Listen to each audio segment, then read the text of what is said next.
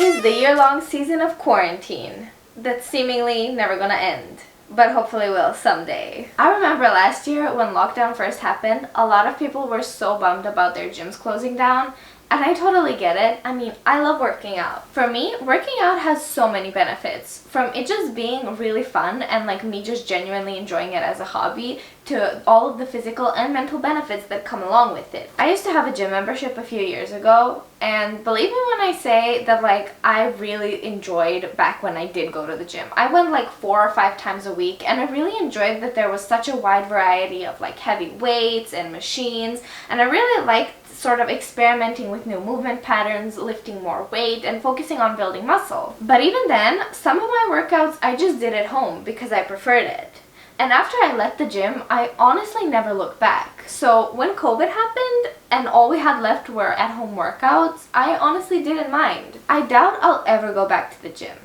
And I'll tell you why in this video. So the reason a lot of people are unhappy about having to go from going to the gym almost every single day to working out at home is probably because it's a pretty rough transition.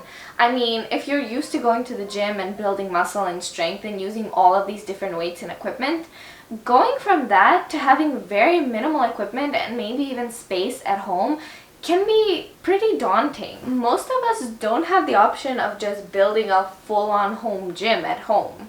I mean, I'm in my 20s and I'm a student. Like, I definitely don't have the money for that. Aside from the fact that it can be incredibly difficult to find motivation to work out at home and it just lacks that overall gym environment vibe, what can you even do at home? The reason I stopped going to the gym was because I didn't want to rely on having to be at a certain place at a certain time just so I could get my workout in.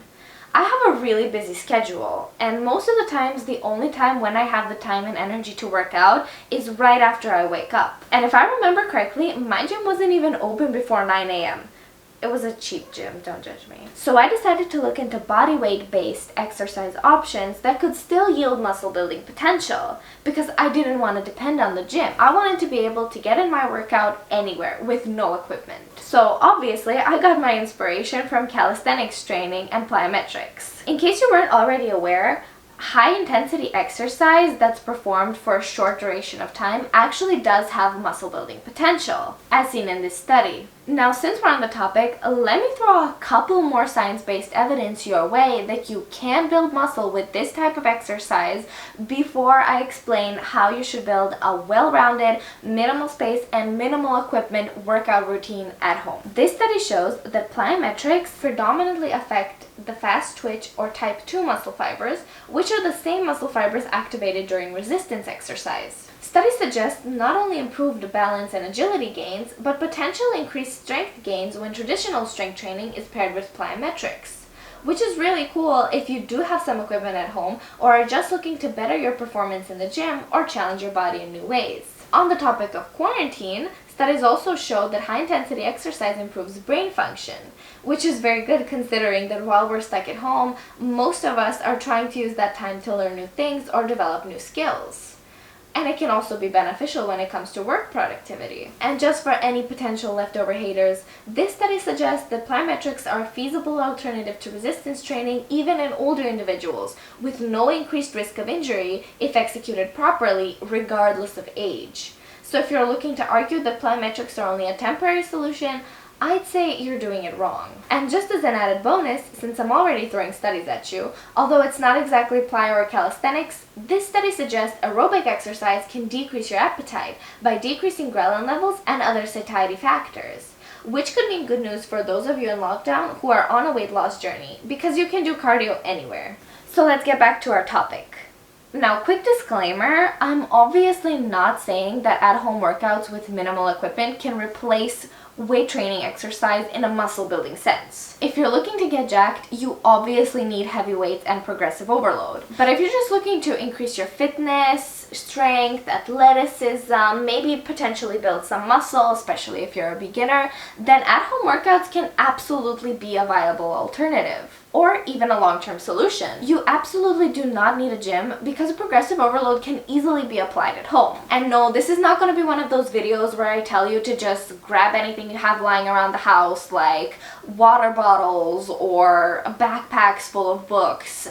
It's honestly my pet peeve when people tell you to just do stuff like that and replace weights that you would usually use in a gym. At best, I think you could maybe get like 12 pounds of weight out of something like that, and that weight would be very difficult to manipulate. Like, I'm not gonna be bicep curling a backpack or water bottles, so it's a no from me. Instead, I'm gonna be showing you how to use your own body weight and just your body weight.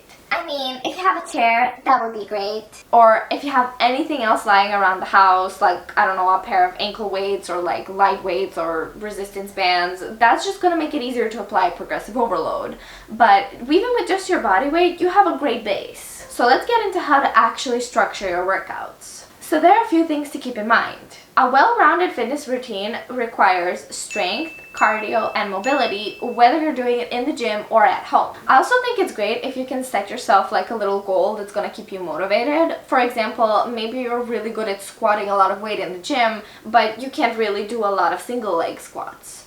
Or maybe you suck at push-ups. Or maybe you've been neglecting your stretching, but doing the splits has been on your New Year's resolutions since 2017. Any of those things can be a viable goal that's going to help motivate you and also help when you're structuring your workout routine so that you know what you should prioritize. So I'm going to go through all of these 3 pillars: cardio, strength, and mobility, and explain how you can incorporate them into an at-home fitness routine. So starting with strength, I feel like this is the one that people are gonna scoff at the most when I say that you can do it at home. I've actually seen people claim that it's unrealistic to expect to build muscle without access to a gym. I think the problem with approaching bodyweight strength training is that most people, especially if you're used to a gym, are gonna think of functional exercises as compound exercises. So things like squats or bench press or deadlifts, which obviously you can't really execute at home, or at least not to the level to which you would need if you actually wanted to elicit results. So my advice instead would be to focus on single limb exercises. So targeting your lower body is really easy.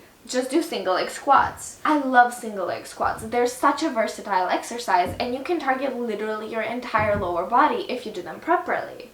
Even if you're a beginner, there's so many easier modifications for single leg squats. Aside from increasing lower body strength, they also improve coordination, stability, and even mobility. And they're really easy to apply progressive overload. Most people probably can't do more than 8 to 10 single leg squats anyway, but even if you can, just adding a little bit of weight, like 10 to 20 pounds, is gonna make the exercise so much harder. Working out your upper body at home can be a little bit more tricky.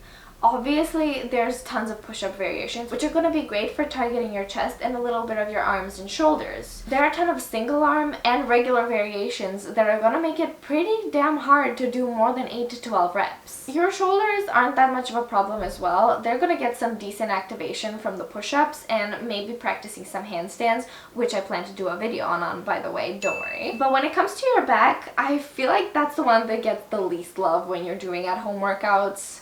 Now, I'm gonna be honest here, for your back, I would definitely recommend investing in like a pull-up bar, or at least going outside and trying to find some monkey bars, because you're definitely not gonna be building a lot of muscle just doing Supermans. Unless you're a beginner, in which case that can work fine too. Basically, just try to have fun with it. Go online, look at some calisthenics workouts, try to get some inspiration, and find exercises that are not only fun, but also difficult to execute and easy for you to apply progressive overload. So as you can see, strength training at home isn't this impossible feat that people might have So as you can see, strength training at home isn't like this impossible feat. You don't absolutely need weights and a gym to build muscle. You just need to get creative and do some research. When it comes to cardio, that one's a lot easier. Like I already mentioned, plyometrics activate type 2 muscle fibers and can stimulate muscle growth, and thus will be a great supplement to your new bodyweight strength routine. For plyometrics, you really want to focus on explosive movements like jump squats, explosive push-ups, jumping lunges, lateral jumps. I'm actually filming a beginner plyometrics workout on my channel, so stick around for that one. And I would love to do a lot more plyometric content on my channel because that's honestly one of my favorite ways to train. I feel like plyometrics just gives you kind of a sense of like overall fitness, like strength and coordination and cardio. Lastly, we have mobility. This one is the underdog. I feel like everybody for some reason just kind of neglect their mobility, or like if they just had like a really hard training session, they kind of don't have any energy left over to stretch, which is like, I don't personally feel like you need energy to stretch, but whatever. But in my opinion, if you just had a rough session, you absolutely need to take that time to stretch out your body. Because if you don't have mobility, you can't perform exercises as optimally as you could be doing them. Mobility also helps with recovery and helps injury prevention. I also feel like mobility deserves its own separate video, but for the purposes of this video, I feel like doing yoga once or twice a week or just stretching a little bit after your workout can be a pretty good starting point if you're already pretty inflexible. So those are kind of the basics, and it just goes to show that training at home can absolutely be as fun and as productive as going to the gym. You just need to be better prepared. If you want me to go more in depth on any of these topics, or give you an example of a well-structured at-home routine, or give you my at-home routine, let me know. That was it for this video, and thank you for watching my face. I did it. Woo!